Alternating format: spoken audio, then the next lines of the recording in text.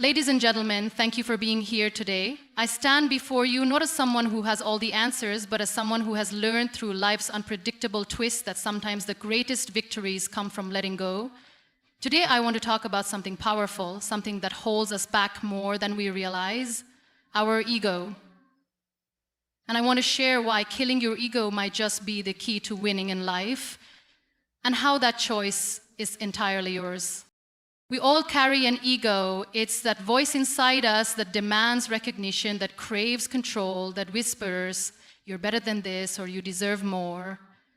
It's the part of us that clings to pride when we should reach for peace, that chooses anger over understanding, and that keeps us stuck when we could be soaring. But what if I told you that this ego, this invisible shield we hold so tightly, is often the very thing standing between us and the life we dream of? Life doesn't bend to our will. It throws challenges at us, moments that test our patience, our strength, our very sense of self. And in those moments, the ego flares up. It tells us to fight harder, to prove ourselves, to never back down. But here's the truth. Sometimes winning isn't about fighting. Sometimes winning is about surrendering. Not to defeat, but to something greater than ourselves. It's about letting go of the need to be right, the need to be seen. Because when we do, we make room for growth, for connection, for real triumph. Think about it. How many times have we held on to grudges because our ego wouldn't let us forgive? How many opportunities have we missed because our pride wouldn't let us ask for help? How many dreams have we delayed because we were too afraid to fail and let the world see it? The ego tricks us into believing that strength is in standing alone, unshaken, untouchable. But real strength is in vulnerability. It's in admitting we're human, that we're imperfect, that we don't have it all figured out, and being okay with that. Healing your ego doesn't mean giving up who you are. It means stripping away the layers that don't serve you. It's choosing humility over arrogance, gratitude over entitlement, courage over fear. It's looking at life not as a battle to be won against others, but as a journey to be lived for yourself and those around you. When you let go of the ego, you stop measuring your worth by what others think. You stop chasing fleeting applause and start building something lasting, something true. Let me ask you this. What would your life look like if you stopped letting your ego steer the wheel? Imagine the freedom of not needing to prove anything to anyone. Imagine the peace of accepting where you are, even if it's not where you want to be yet.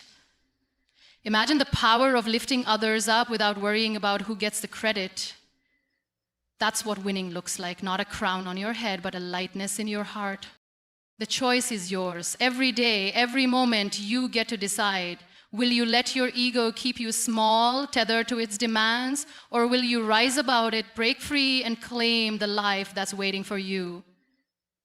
It's not easy. The ego fights hard to stay alive. It'll scream when you try to quiet it. But you are stronger than that voice. You have the power to choose differently. So today I challenge you. Kill your ego. Let it go. Not because the world demands it, but because you deserve it. Choose to win in life, not by outshining others, but by outgrowing the parts of yourself that hold you back. The victory isn't in being flawless, it's in being fearless. And that choice, my friends, is entirely yours.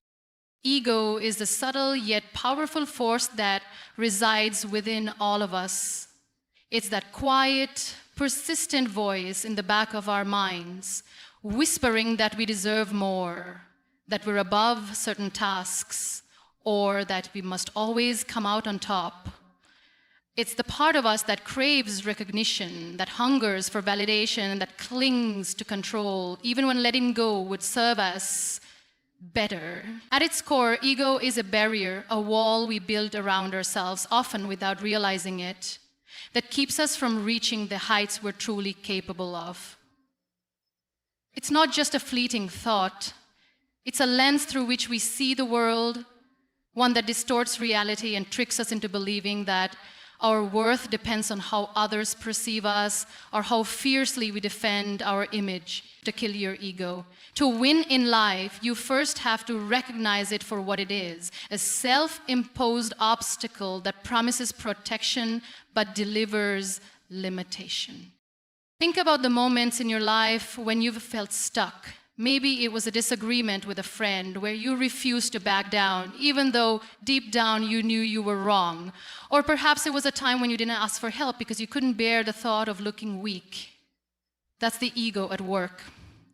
It convinces us that admitting fault is failure, that needing others is a flaw, that every situation is a battle we must win. But what if those battles aren't the point? What if the real victory lies in stepping back, in seeing beyond the immediate need to be right or to be seen as strong? The ego doesn't want us to ask those questions. It thrives on keeping us small, tethered to its demands. Because as long as we're serving it, we're not growing. This barrier doesn't just affect our relationships, it seeps into every corner of our lives. In our careers, it might stop us from taking risks because we're too afraid of what failure might say about us. In our personal goals, it might keep us from starting something new because we don't want to be beginners, exposed, and imperfect. The ego tells us that we should already know, already succeed, already be the best. And if we're not, we should hide that truth at all costs. It's a seductive lie, one that feels like self-preservation but is really self-sabotage. How many dreams have been delayed? How many bridges burned? How many opportunities lost? Because we listen to that voice instead of challenging it. The irony is that ego promises us power but strips us of it. It's a false shield, one that makes us feel invincible while quietly chaining us to insecurity. When we're driven by ego, we're not really in control. Ego is. It dictates our reactions, our choices, our fears. It tells us to lash out when we criticize instead of listening. It pushes us to compete when we could collaborate. It keeps us focused on how we're perceived rather than who we're becoming. And in doing so, it robs us of the chance to live fully, to connect deeply, to grow fearlessly. Winning in life isn't about feeding that voice, it's about silencing it. Recognizing ego as a barrier is the first step, but it's not enough to just see it. You have to confront it, question it, dismantle it. That's where the real work begins. It's not easy. Ego fights hard to stay alive. It'll flare up when you try to apologize, when you reach out for support, when you choose humility over pride. But every time you push past it, you weaken its grip. You start to see that life isn't a stage where you perform for applause. It's a journey where you learn, stumble, and rise. The ego wants you to believe that your value lies in never falling. But the truth is, your value lies in how you get back up and who you become along the way. Killing your ego doesn't mean erasing yourself. It's not about becoming a doormat or losing your fire. It's about shedding the weight that doesn't serve you, the illusions that hold you back. When you let go of that need for recognition, that obsession with control, you make room for something greater: authenticity, resilience, purpose. The ego is a barrier, yes, but it's one you can tear down. And when you do, you'll find that the life waiting on the other side is bigger, freer, and more yours than you ever imagined. The choice to start that process, to see ego for what it is and refuse to let it rule you, that's where your power begins. There's a profound paradox in the idea that surrendering can lead to strength. And it's one that challenges everything we've been taught about winning. We live in a world that celebrates the grind, the hustle, the relentless push to come out on top. We're told that strength is in never yielding, that victory belongs to those who fight the hardest and refuse to bend. But what if that's only half the story? What if the real triumph, the kind that lasts, comes not from battling every obstacle into submission, but from knowing when to let go, not to defeat, but to something greater than ourselves? That's the heart of killing your ego to win in life. Understanding that sometimes surrender isn't weakness. It's the boldest act of courage you can muster. Picture a moment when life threw something unexpected your way. A loss, a failure, a curveball you didn't see coming. Maybe it was a job that didn't work out, a relationship that fell apart, or a dream that slipped through your fingers. In that moment, what did your ego do?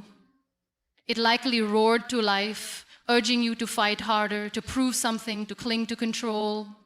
It told you to double down, to force the pieces back together, to show the world you wouldn't break. And maybe you did for a while, but at what cost? How much energy did you pour into resisting what couldn't be changed, into protecting an image that didn't need protecting? That's where ego traps us, in a cycle of fighting battles that don't matter, all to avoid the one surrender that could set us free. Surrendering doesn't mean giving up on yourself or your goals. It's not about waving a white flag and walking away defeated. It's about releasing the need to dominate every situation, to dictate every outcome, to be the unshakable hero of your own story. It's letting go of the illusion that you can or should control everything. When you do that, something remarkable happens. You create space. Space for healing, for clarity, for growth. You stop wasting your strength on what's already gone and start directing it toward what's still possible. That's not defeat, that's redirection. It's not weakness, it's wisdom. Think about the times you've held onto something too tightly, a grudge, a point to prove, a version of yourself you've outgrown. Your ego convinced you that letting go would diminish you, that it would signal to the world you're less than.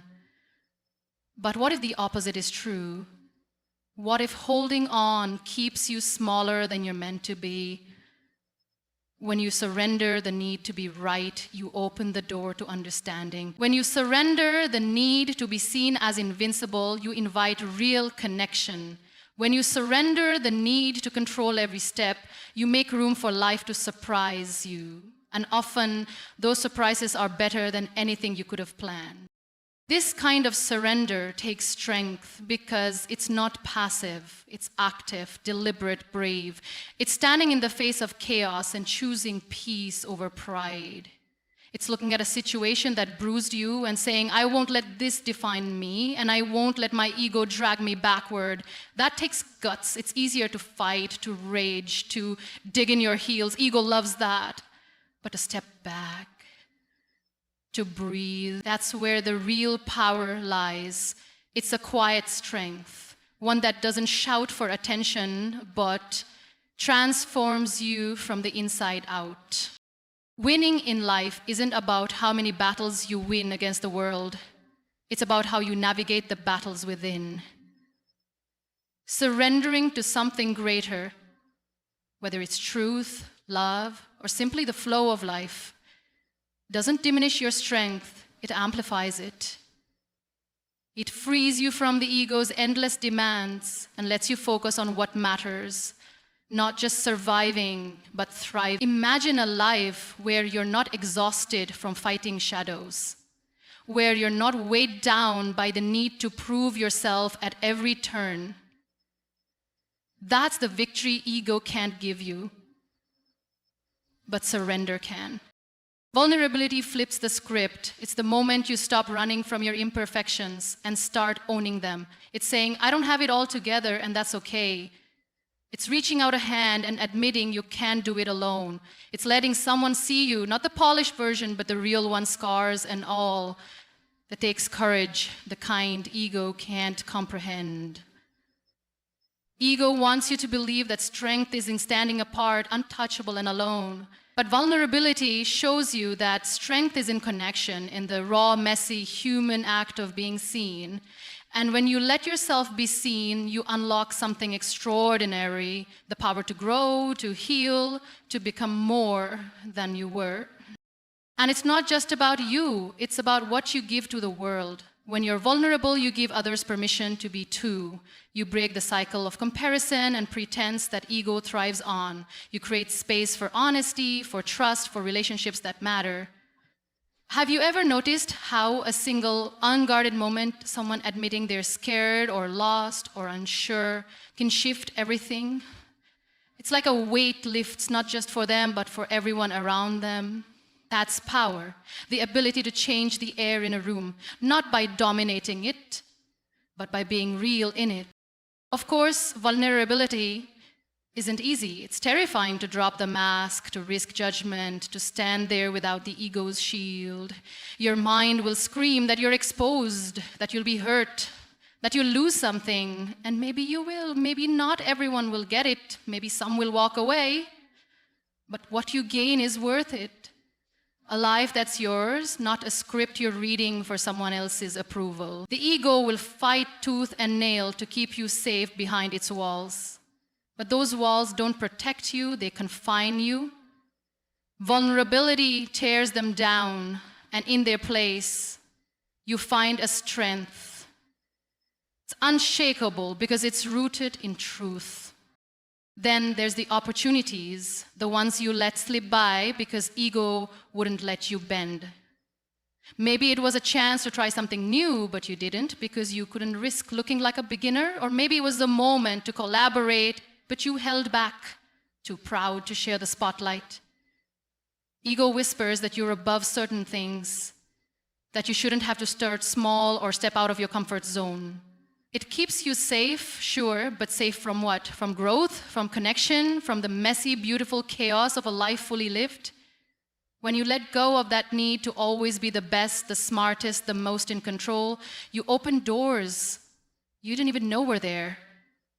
You say yes instead of no, and suddenly the opportunities you missed start finding you again. And the pressure to prove yourself, that's the heaviest chain of all.